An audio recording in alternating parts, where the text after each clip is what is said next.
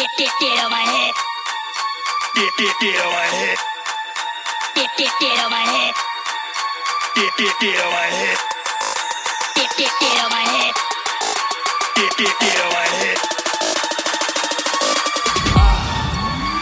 Get on my head. Get on my head.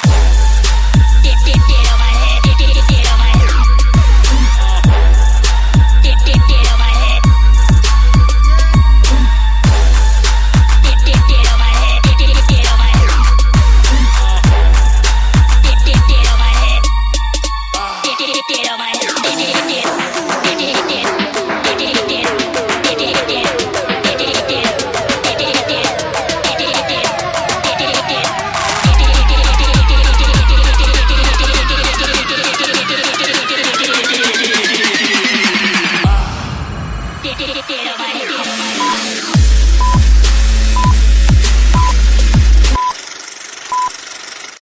Assalamualaikum warahmatullahi wabarakatuh, Pak.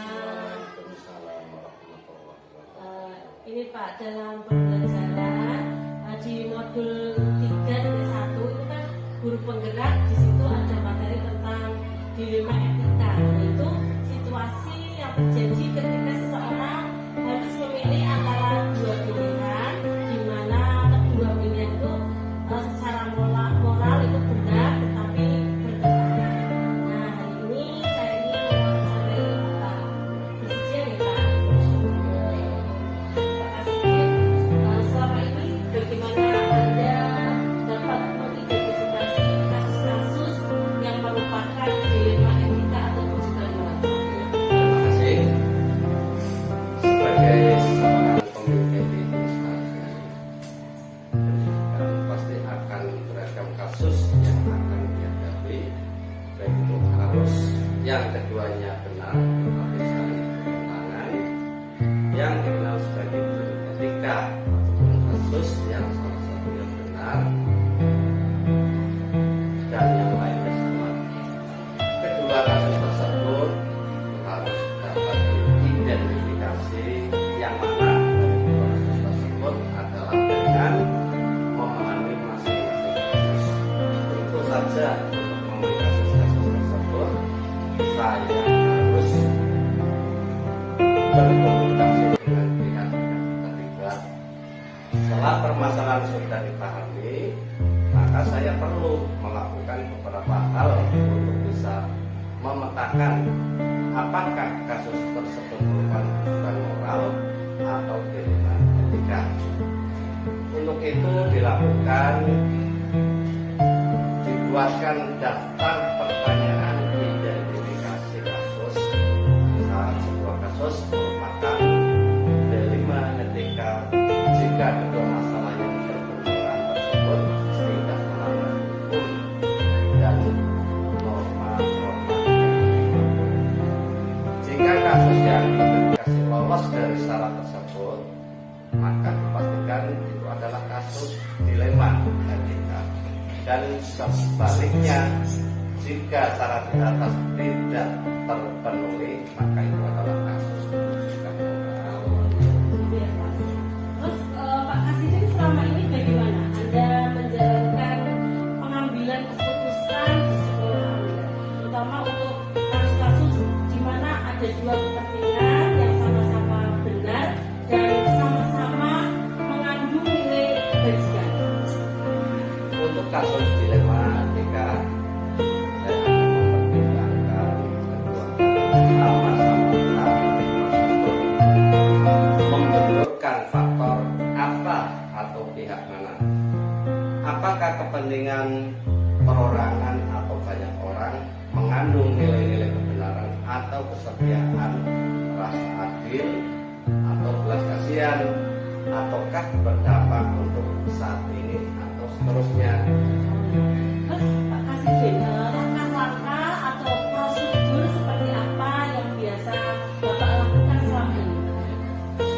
Suara hati dan nalar harus sejalan untuk menjadi kebenaran yang paling kecil, modalnya dan besar manfaatnya. Dengan mempertimbangkan kepentingan peserta didik dengan kasus itu, peserta didik berdasarkan pada prinsip berpikir berbasis hasil akhir, berpikir berbasis peraturan, dan berpikir berbasis rasa peduli. Tahap berikutnya, melakukan investigasi dengan memeriksa kembali fakta-fakta dan temuan awal, lalu buatlah keputusan, lalu keputusan kembali hingga keyakinan kebenaran itu ada dan dapat dipertanggungjawabkan. Terus Pak Kasih, hal apa saja yang selama ini Bapak anggap efektif dalam pengambilan keputusan pada kasus-kasus dilema etika? Dalam kasus pengambilan keputusan dengan dilema etika, efektif yang perlu dilakukan adalah dengan menyederhanakan pokok permasalahan dan membangun kebijaksanaan. Terus Pak Kasih, hal apa saja yang selama ini merupakan tantangan dalam pengambilan keputusan pada kasus-kasus dilema etika? Hasil keputusan yang diambil mungkin akan pihak-pihak yang tidak menerima sepenuhnya proses untuk dapat memahamkan sebagian orang untuk secara ikhlas menerima dan memahami keputusan serta untuk tetap istiqomah dalam menjalankan keputusan yang sudah disepakati. Terus Pak Kasih, apa Anda memiliki sebuah tata kelola atau jadwal tertentu dalam sebuah penyelesaian kasus dilema etika? Apakah Pak Kasih langsung menyelesaikan di tempat atau memiliki sebuah jadwal untuk menyelesaikannya? Bentuk atau prosedur seperti apa yang dijalankan? Tidak ada jadwal tertentu dalam menyelesaikan sebuah kasus. Prioritas kasus mana yang perlu diselesaikan secepatnya tergantung dari jenis kasus dan pentingnya kasus tersebut. Diselesaikan secepatnya agar tercipta lingkungan sekolah yang sehat, kondusif buat semua warga sekolah. Terus adakah seseorang atau faktor-faktor apa yang selama ini mempermudah atau membantu Pak Kasih dalam pengambilan keputusan dalam kasus-kasus dilema etika, Pak? Komunikasi yang baik dengan semua warga sekolah, pengelolaan emosi yang baik, dan pemahaman tentang teori pengambilan keputusan sebagai seorang pemimpin menjadi faktor yang mudah dan membantu dalam keputusan. Terus dari semua hal yang telah disampaikan ya Pak, terus pembelajaran apa yang Pak Kasih petik dari pengalaman Pak Kasih dalam mengambil keputusan dilema etika? Dalam mengambil sebuah keputusan, maka mengidentifikasi jenis kasus harus bisa dilakukan lebih awal dengan melakukan pengujian. Lalu lakukan pengujian benar lawan benar untuk dapat menentukan paradigma apa yang akan kita pilih sehingga keputusan bisa diambil sesuai dengan prinsip-prinsip yang kita Terima kasih, Pak.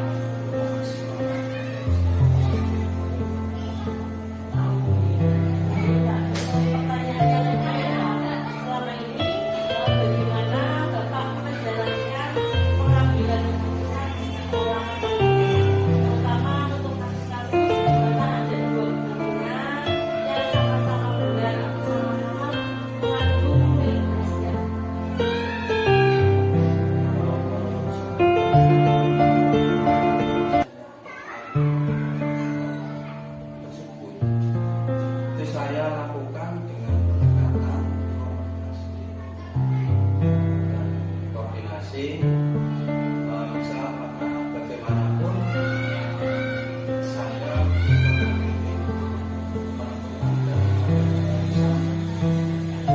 tapi refleksi dan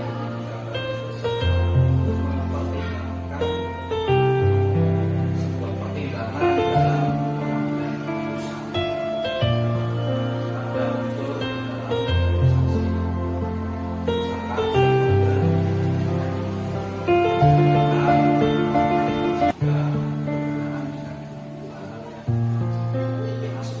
misalkan Jadi untuk pertanyaan yang ketiga itu langkah-langkah atau prosedur seperti apa yang Bapak jalankan? prosedur yang saya lakukan adalah menentukan kasus tersebut berkesesuaian dengan yang bekerja, kemudian melakukan koordinasi dan menjalin komunikasi dengan unsur-unsur yang terkait dalam bekerja tersebut, meminta pandangan-pandangan dari unsur yang ada. Kemudian nanti akan menjadi dasar dan sebuah pertimbangan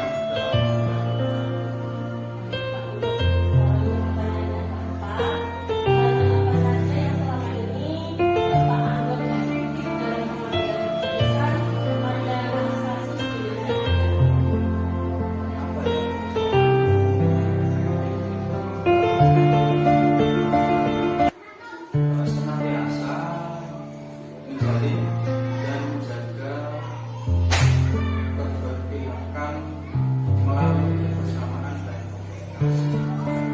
Minat terutama yang berkoordinasi kita dalam memutuskan kasus. Kemudian untuk selanjutnya itu pertanyaan yang kelima, apa saja yang selama ini merupakan tantangan dalam pengambilan keputusan pada kasus-kasus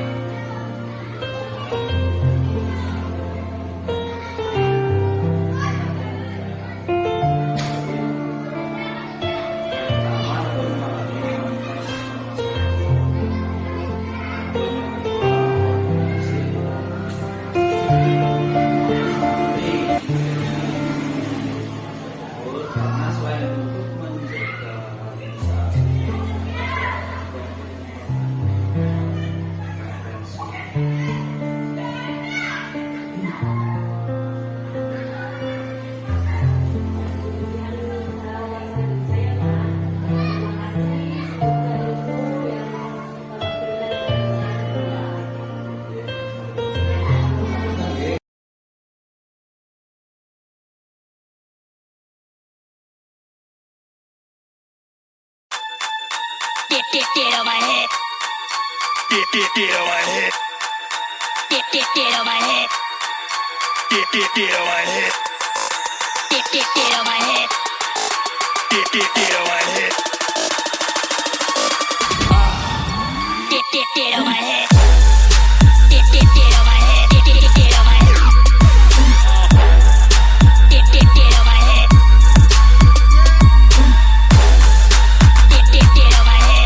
Dead on my head. Dead on my head. Dead on my head.